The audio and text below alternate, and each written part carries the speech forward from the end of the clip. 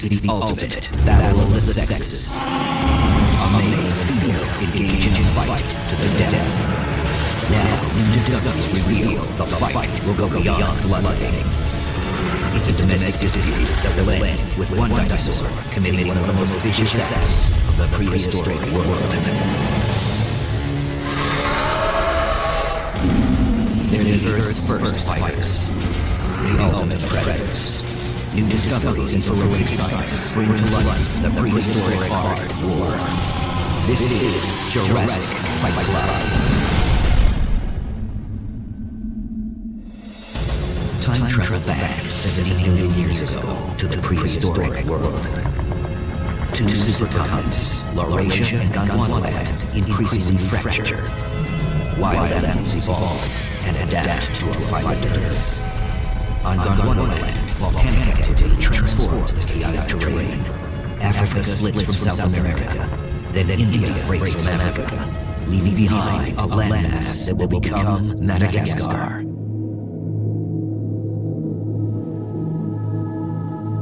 On this lush green island, seasonal rains, as well as extreme droughts and dramatic temperature changes, have pitted dinosaur against dinosaur. In a world of vanishing food and water resources, predators are forced to fight for survival. Life in Madagascar during the late Cretaceous was pretty difficult. The world's climate was changing and it forced dinosaurs to adapt. The larger the landmass, the less of an impact these changes had.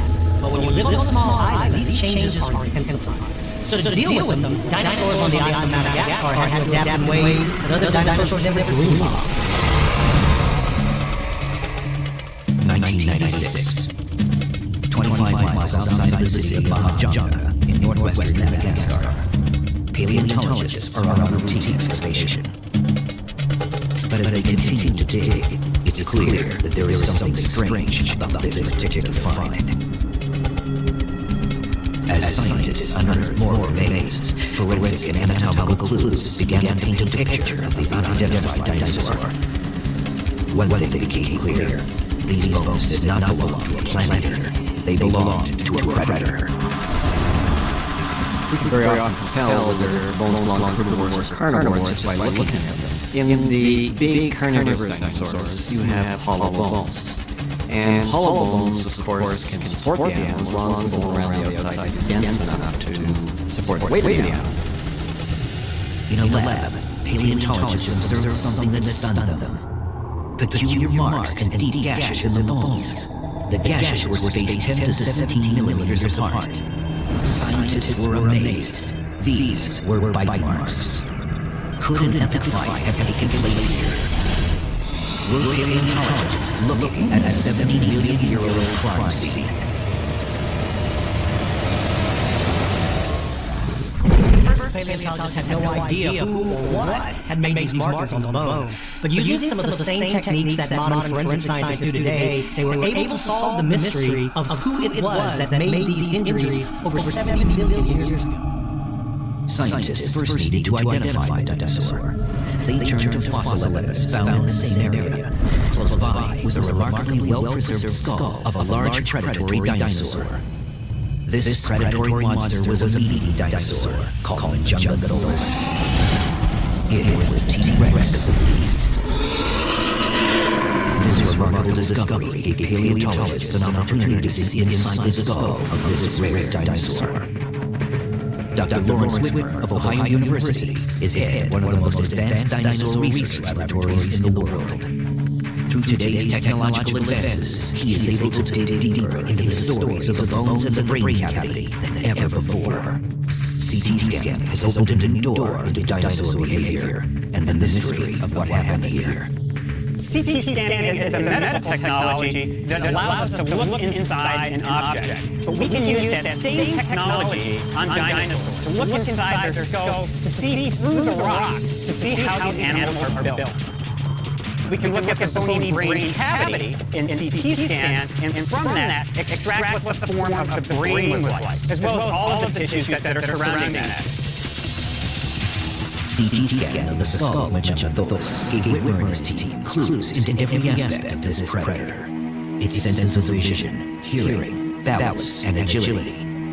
By comparing the size and shape of the brain and inner ear canals to those of modern birds and reptiles, scientists now have unprecedented insight into the behavior of Majungathulus, how it lived, and how it could have fought. At first glance, the skull revealed some unusual details. The exterior was covered in a thick, rough texture, ending in a 3-inch thick horn that jutted from the top of the skull. What makes this male Majungathulus look so odd are the bumps and strange horns and spikes stuck out all over his skull. These are actually designed to show rivals that this male is a mature adult. They're also designed to attract a mate. These odd horns and spikes are probably brightly colored. These are makeup. It's a signal that screams to the ladies, check me out. One of the interesting things about the horn of Majungathulus is that it is very rough and the bone is very sort of cauliflower-like and bumpy. And in fact, that bumpiness actually pertains to most of the skull. The texture was a valuable clue. The male's head was not merely a hood ornament. It was a weapon that could be wielded against both rival and prey. A true battering ram. One of the things that we think is going on with the bumpy skin of Majungathulus is that it relates to combat. They're potentially actually interacting in a very direct, physical way, head-to-head or head-to-flank kind of combat. It's a very unusual kind of thing, the kinds of structures that we don't really see in animals like ceratosaurs, where the horns we see are almost delicate kind of structures. So what we see with Majungathulus is a kind of structure that was built for combat. When you look at the design of the skull of Majungathulus, you can compare that to modern-day bighorn sheep. It's very heavily built and perfectly designed to take a heavy beating. Majungathulus thrived and fought to the death more than 70 million years ago. Fossil evidence proved that the island of Madagascar teemed with a variety of plants and animals. But in the island paradise, Majungathulus was at the top of the food chain, the ultimate predator. Every environment has an apex predator. That is the ultimate predator to the top of the food chain. On North America, Tyrannosaurus rex was that apex predator. But on the island of Madagascar, it was Majungathulus. Majungathulus was the top predator in its community. In general, it would have spent its day stalking around for prey, killing something, and when it killed it, ate it, and rested for a while. As more bones emerged from the possible crime scene, scientists began to get a clearer picture of the true size of this island terror. He was a two-legged predator, standing 9 feet tall, 28 feet long, and weighing 1 ton. The mass of a baby elephant. Along with its size and a reinforced head by the skull, one weapon stood out that made Majungathulus even more dangerous. A mouthful of serrated, meat-slicing teeth. A closer inspection of jaws would reveal that, like a shark, Majungathulus had rows of teeth that worked like a conveyor to continuously replace worn teeth. The teeth of Majungathulus was pretty incredible. They were replaced throughout its entire life. When a tooth got dull, it would fall out and be replaced by a brand new tooth. They were also serrated on both front and back edges, making them perfect for slicing meat. But Majungathulus still had one additional weapon that was capable of delivering a lethal blow. Its massive tail. With reinforced bones and powerful muscles, the dinosaur could wield its tail like an oversized baseball bat. Although Majungathulus was a force to reckon with, it was not without its shortcomings. Even the king of the jungle had his weaknesses. The first was its unusually small arms. Majungathulus' arm is incredibly short. It's got an upper arm bone, but its forearm has shrunken, so it's basically a wrist. From the elbow to the hand is probably less than a foot. It definitely does not have any functional grasping ability. It doesn't have any slashing ability. It's basically a vestigial arm. Its second drawback was its legs, which were relatively short compared to its overall body size. The length of dinosaur legs certainly had an effect on how fast they moved. Animals with longer legs were presumably faster than animals with shorter legs. What we see in Majungathulus is an animal that's not built for speed. This is an animal that was pretty fast, but still not the kind of swift-footed runner that we see in other kinds of dinosaurs. It is estimated that Majungathulus may have been able to run only 10 to 15 miles per hour. not much faster than an average human. But given its densely forested environment, speed may not have been as important to this critter. It didn't have to be particularly fast because there were no really fast dinosaurs known from its environment. So you only have to be faster than your meal. You don't have to be faster than something else that you're never going to see. CAT scan evidence revealed the dinosaur's third weakness: poor vision. With Jungotholus, we can look at the brain structure and see that the visual sensors are not tremendously enlarged. They're relatively modest. One of the really interesting aspects of the visual system is whether these animals had binocular vision. In other words, did their visual fields overlap? Because that actually provides depth perception. But Jungotholus has very limited binocular vision. The construction of their skull made it a little bit more difficult to get that binocular vision. So as they're sizing each other up, they can really kind of look from side to side. But if one moves quickly, it's going to get out of that binocular vision. So there'll be a lot of juggling for position between these things. It's kind of like boxers will do before they start their fight.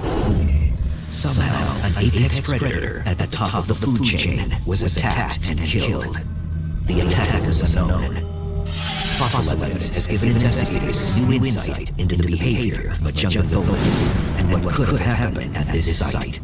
But a new clue lies just inches below the surface of the soil. A discovery will reveal one of the most disturbing pieces of dinosaur evidence ever unearthed. Halfway around the world, paleontologists have unearthed the remains of a dinosaur named Jungotholus. The bones had deep gouges and wounds, suggesting that a massive battle had taken place. The bite marks were so violent that they left embedded gashes in the bone. It is here where the investigation took a surprising turn. Paleontologists continued to study the scene and look more closely at the marks. What they found would reveal evidence of one of the most gruesome acts in the animal kingdom: cannibalism.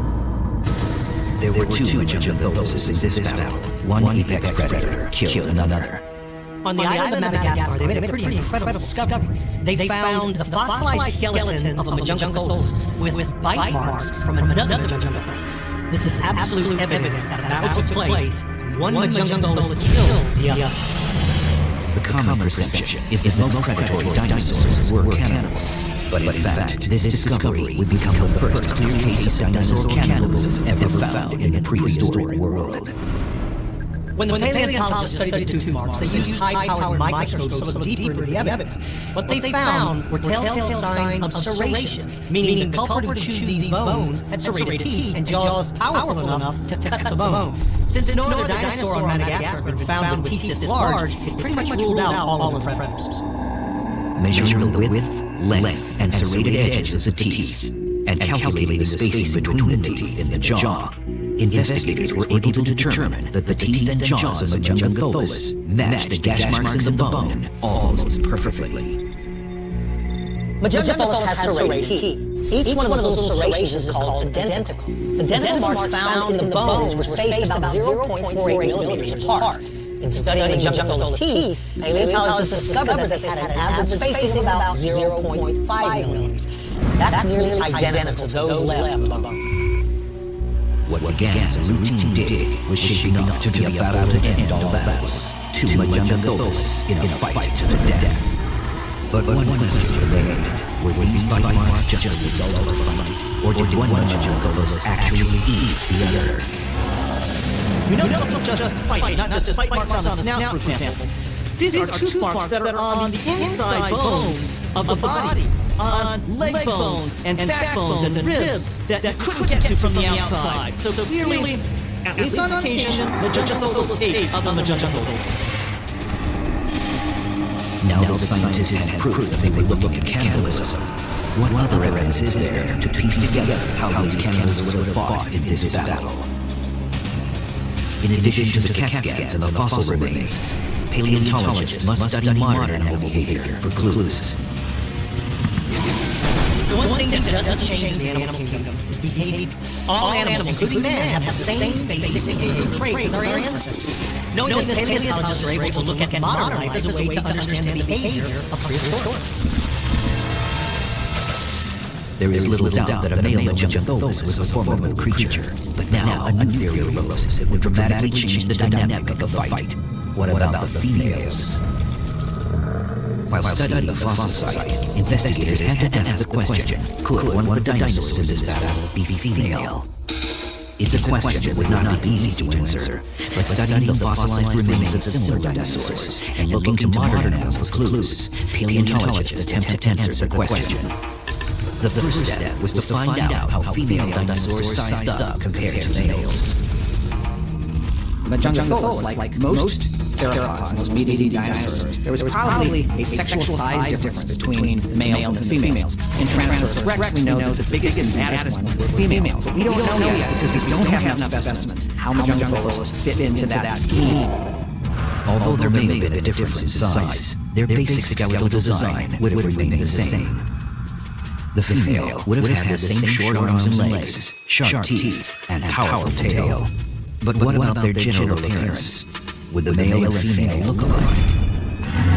We look at lots of different kinds of animals today. People are a good example. The males and the females look different. We call that sexual dimorphism. And a good question is was Jungleosaurus sexually dimorphic? Did the males look different from the females?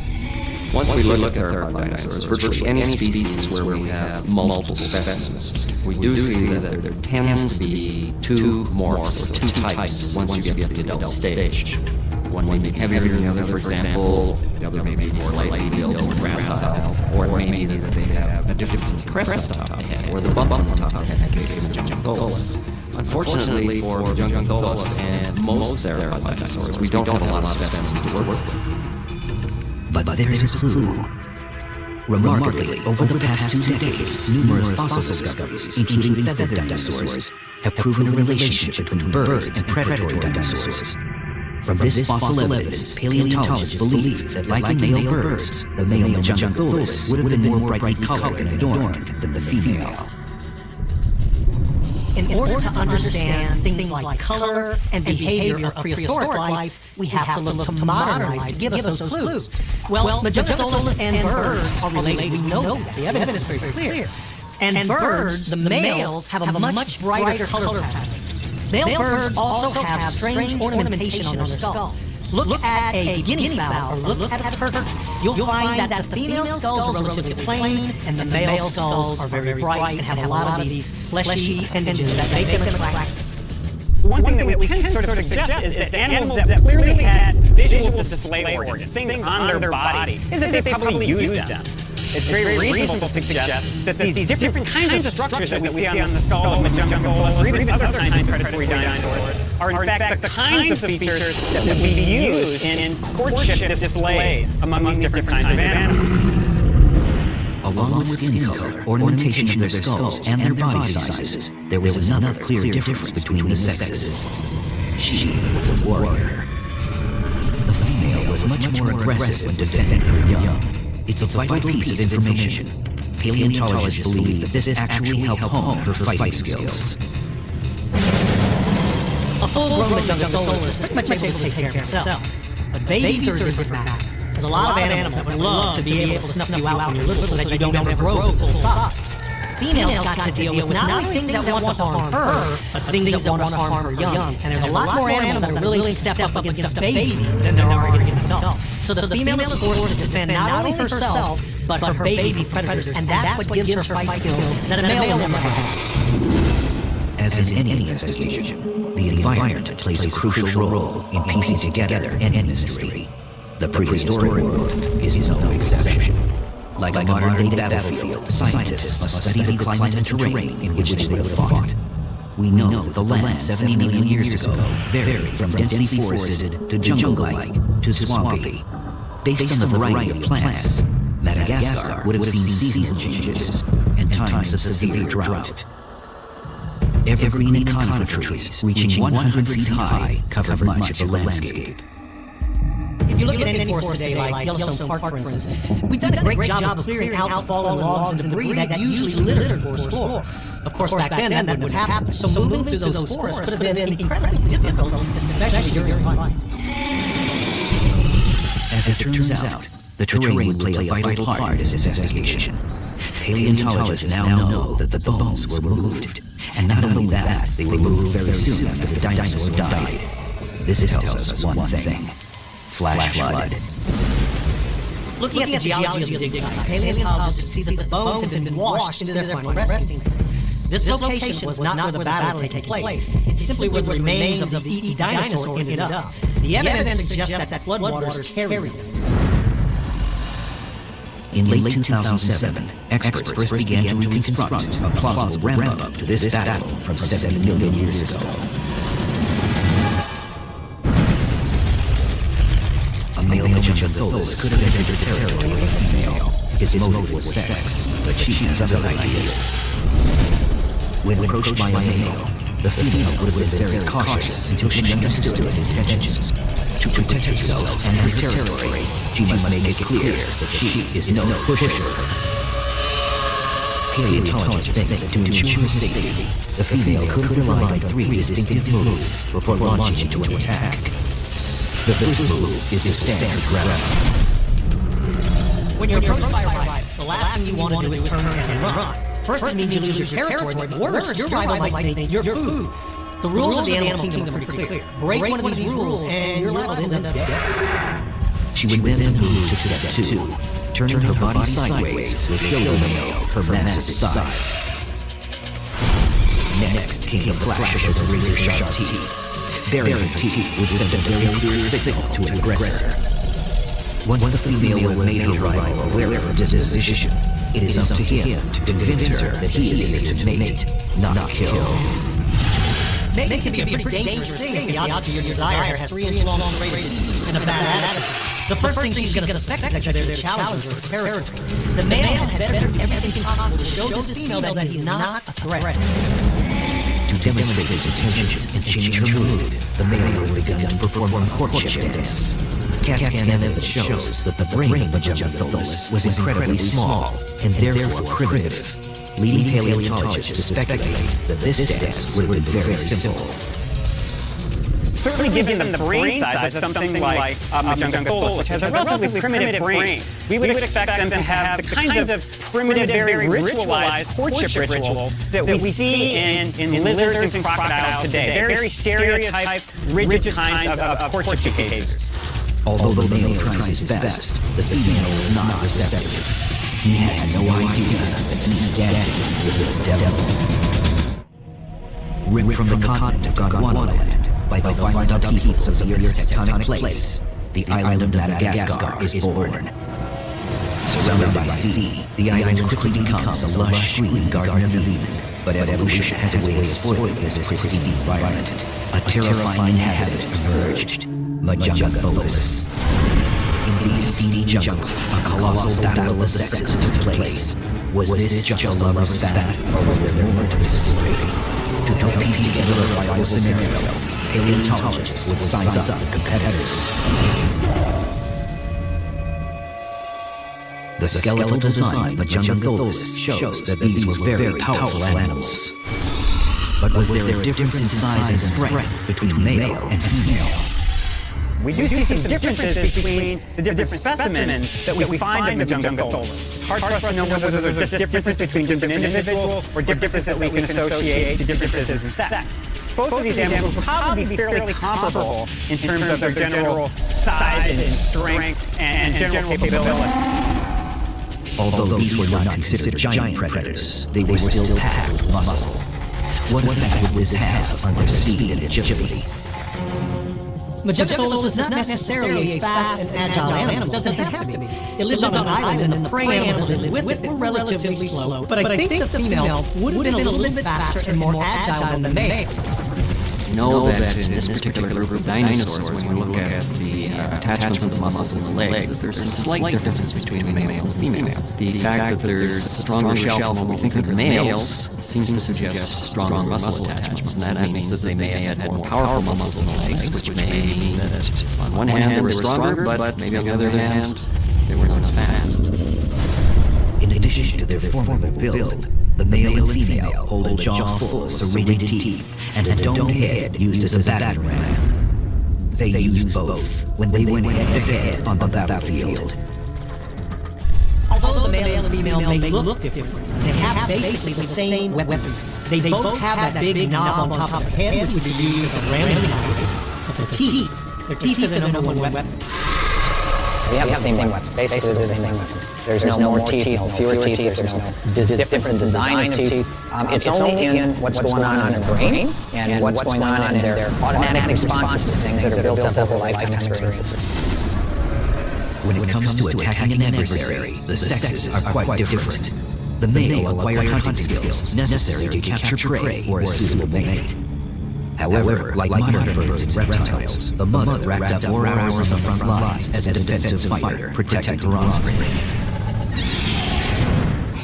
Whereas the male jumpabilis may have the skills of the ritual combat to fight over access to female territory.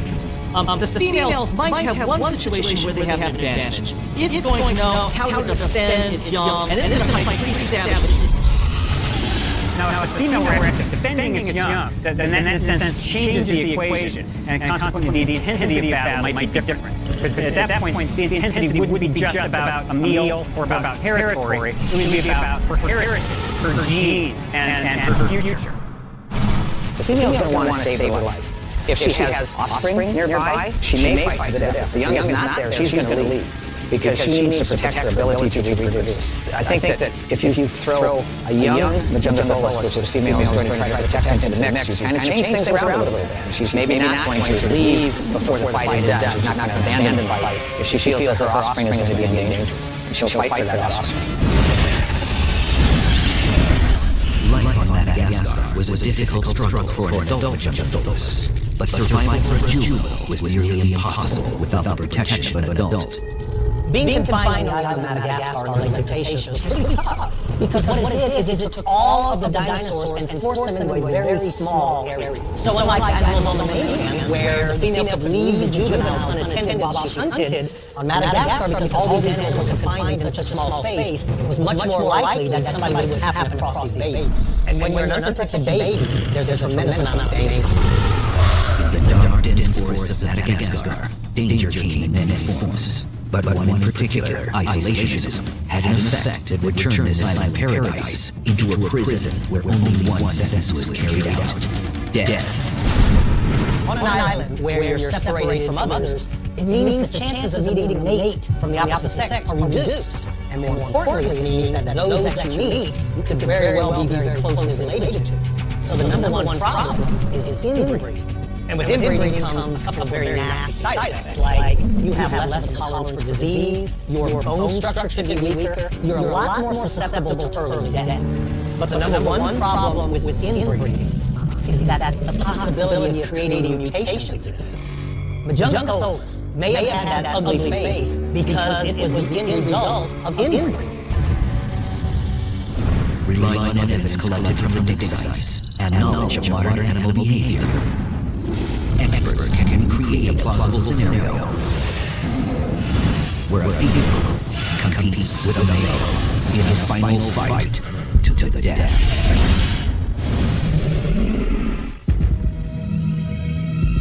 Planet Earth, 70 million years ago. A male Magellantholis is on the prowl for a female. Picks up the scent of a female Magellantholis. He knows it's a female simply by her scent. He moves in cautiously, knowing that she has a mate. There could be a confrontation. Slowly, cautiously, the male moves further into her territory, following her scent like a roadmap. He works his way towards the center of her territory, looking for this female. He finds her. She's in a small open clearing surrounded by very dense vegetation. He moves in and begins to demonstrate his intentions. He's not an aggressor. He is simply trying to woo her into mating. He goes through a series of steps designed to put her into a non-defensive mood. She doesn't react the way he expects, and he doesn't understand. The female is uninterested in his advances. He sways slowly back and forth again to try to describe to her his intention. She refuses to accept his advances. She bares her teeth and hisses with her deep rumbling growl. This is a clear message that she's looking for a fight. The Magellantholis male continues his dance to try to entice her, but she will not respond. She continues in an aggressive posture. The male tries to shift his position, perhaps put her in a different area, and see if that will change her mood. But the female's focus is not exclusively on the male. As he moves to the side, he realizes that hidden behind her is her offspring. The male knows immediately. That's the reason why the female is not responsive to his reproductive dance. The male realizes the female will not be responsive as long as her offspring is alive. He knows he's got to get rid of that baby. In his brain, his mind switches over from reproduction to killing. He needs to take out that baby, and he needs to do it without being killed himself. The female becomes suspicious of the male's sudden change in attitude. Her maternal instincts shift into overdrive. She knows he's seen the baby. She puts herself between the baby and the male as the male slowly begins to outflank her and outmaneuver her to have access to the baby. The baby lays motionless, but the male has already spotted him. He needs to take him out. The male lowers his head and rushes in out the gate, trying to grab the baby. The female is quick to react and lowers her head and rams the male with incredible power. The male, being bigger, recovers relatively quickly and turns to face the female. He knows that they may have to attack the female in order to get to the juvenile. He doesn't want to kill the female, but he will if he believes his life is in jeopardy. Although the male is larger in size, the female can match that with incredible ferocity. She's defending her young and will fight to the death. The male turns his attention back towards the female. The female knows that the male has seen her offspring. Enraged, she kicks up dirt like a mad bull, pawing the ground before charging. The male has got to be careful. He knows a protective mother can be extremely violent, but his reproductive urges outweigh caution. They go through a series of steps, each trying to intimidate the other. But it doesn't work. The male is intent on reproduction, and the female is intent on defending the young. The male is intent on killing that juvenile, and the female is intent on defending. The male again moves in for the kill, but the female shifts sideways and swats it with her powerful tail. The male absorbs the blow and regains his footing. He launches his second frontal assault. The female again thwarts his advances. The male attempts to lure the female further away from her baby. He makes a series of mock charges and draws back with each one. Once she is far enough away from the baby, the male rushes her head on. The female loses sight of her surroundings. She trips on the log and falls to the ground. This is the opportunity the male was waiting for. The female jungle made one fatal error. She was so focused on defending her baby, she lost track of her environment. When you place a big foot like the jungle has on the ground, you better be assured of your footing, and she wasn't. And that's what tripped her up and gave the male his opportunity. The male advances towards the defenseless baby. With the female now out of the picture, he seizes his best chance to go for the kill. With his razor-sharp teeth, he grabs the unguarded baby.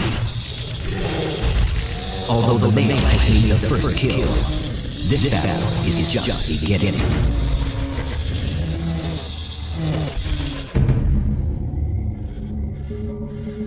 $70 million years ago, a baby Jungantholus is snatched from his mother. The male knows he needs to kill the offspring in order to successfully mate the mother. The male Jungantholus has this baby's jaws. He shakes and crushes it with tremendous force. The juvenile lays helpless in his jaws.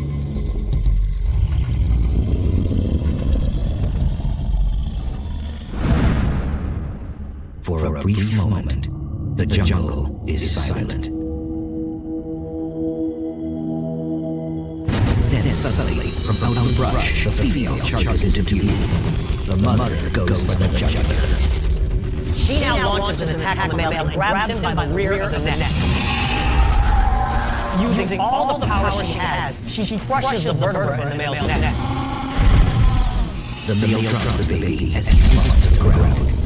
He's unable to move. She's severed his spinal cord. He's completely helpless, but still alive. The female leans down and sniffs her baby to look for signs of life. There's absolutely no movement, and she knows the baby's dead. Although she risks her life to save her young, the female Jungantholus is incapable of mourning. The brain of a dinosaur works like a light switch. There's an on and there's an off. They only think of one thing at a time. They live in the very moment that they're in. When she realized that her baby was dead, the female Majungaculus' brain switched over from maternal to dinner. She now sees her baby as a food source. She's got to replenish the calories she burned fighting the male. Her baby is the first course. The male is the main course. But the female isn't fully satiated. She now turns her attention to her second victim. He's still alive, but he can't move.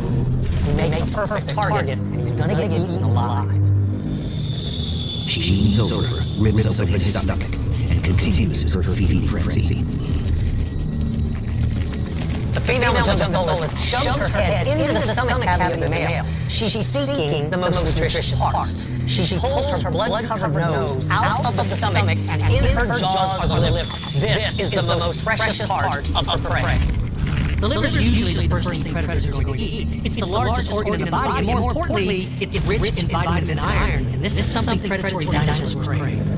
The cannibal dinosaur will continue to gorge until her gut is full. This is not an act of vengeance. The female Majungaculus eats the male for sustenance, not to get even for what it did to her young. Although these monsters appear evenly matched, the male's miscalculations and missed opportunities cost him the fight and his life. Had the male Majungaculus found this baby unguarded, it would have killed it. When the female would return, she would instantly go into reproductive mode because she didn't have a baby to defend. But because she was there defending the young, the moment the male killed it, she instantly attacked it in an effort to save the baby. Despite the female's victory, her species eventually loses a bigger battle. They became extinct 65 million years ago. Majungaculus faced the exact same consequences all animals do during an environmental change. The island of Madagascar was drifting further out to sea. Plant life suffered first. As those plants began to disappear, herbivores that lived on them began to disappear. And that left Majungaculus with having nothing left on the menu except for another Majungaculus. Paleontologists are currently prospecting for more clues about this elusive cannibal dinosaur. As people continue to explore Madagascar for more fossils, some of the things we'd really like to see about Majungaculus are there really differences between the sexes? And in order to test that idea, we need more skulls. Scientists still continue to search for the differences between the sexes of this dinosaur species. But one thing is certain, 70 million years ago, one Majungaculus showed another who's boss on the prehistoric battlefields of Madagascar. Next week on Jurassic Fight Club, he was the king of all dinosaurs. But to one rival, he was prey. New science reveals how Tyrannosaurus Rex, the most aggressive hunter ever, became the hunted.